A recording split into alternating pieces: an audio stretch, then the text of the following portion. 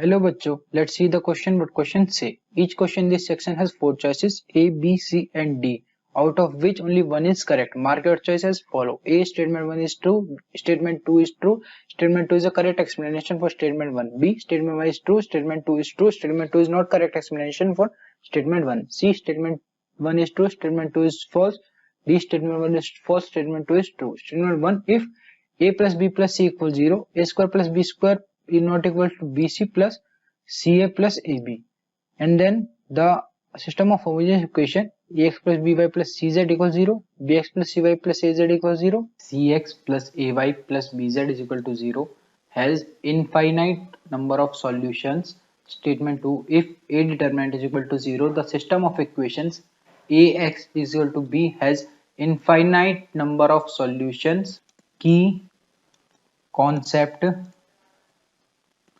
जो हमारा डिटर्मिनेंट होता है A B C D E F G H I,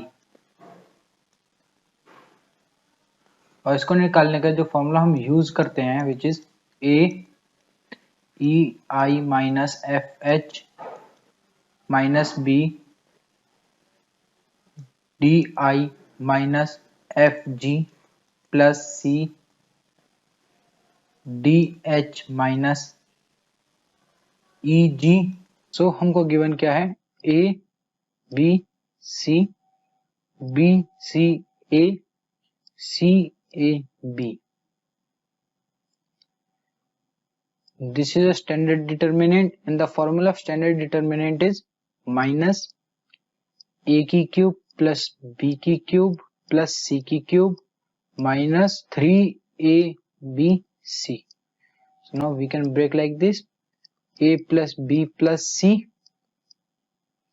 minus and a square plus b square plus c square minus ab minus bc minus ca. Now expand it. a का determinant लेते हैं तो cap minus b का determinant लेते हैं तो bacp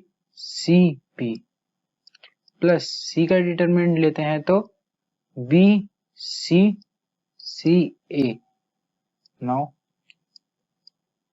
हो जाएगा bc minus a square minus b square minus ac plus c ab minus c square.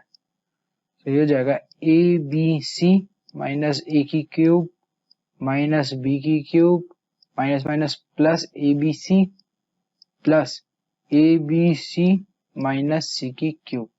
So we can write like this: minus a की क्यूब प्लस b की cube plus c की cube minus 3abc.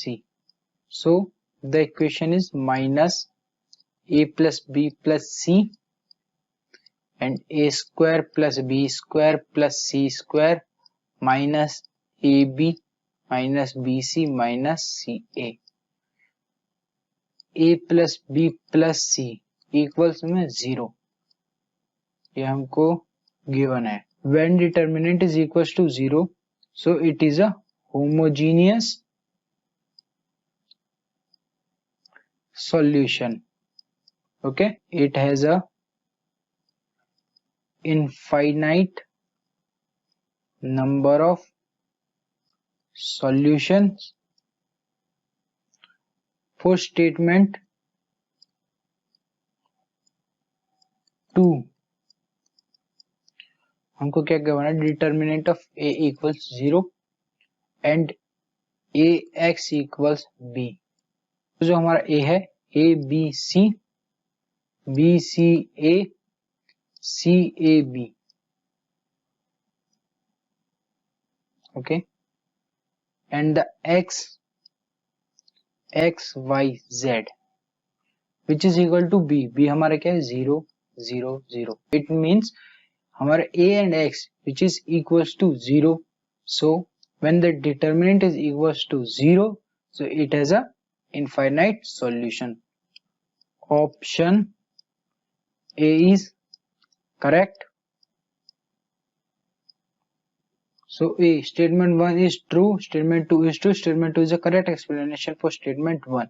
This option is correct option. I hope you all understand. Thank you.